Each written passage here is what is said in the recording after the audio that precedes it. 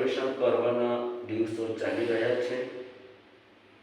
વર્તમાન સમયમાં સર્વે આત્માઓ ઉત્તમ સહજ ભાવમાં રમણતા કરી રહ્યા હશો।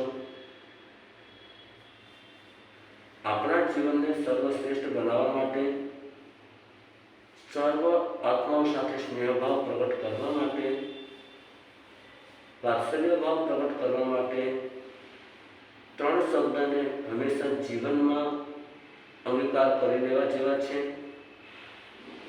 નંબર 1, ક્ષમા માંગીને। નંબર 2, ક્ષમા આપો। નંબર 3, ક્ષમા રાખો।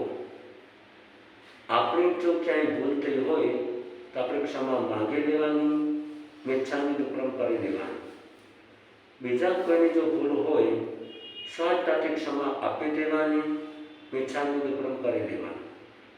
ક્યાંય પણ કોઈ પરિસ્થિતિ એવી સર્જાય ત્યારે સહજ ભાવથી ક્ષમા રાખી દેવાની, મિચ્છામી દુક્કડમ કરી દેવાનું, જેના દ્વારા આપણું જીવન સહજ, સરળ, સાત્વિક, સમાધિમય બનશે। ઓમ અરહંત।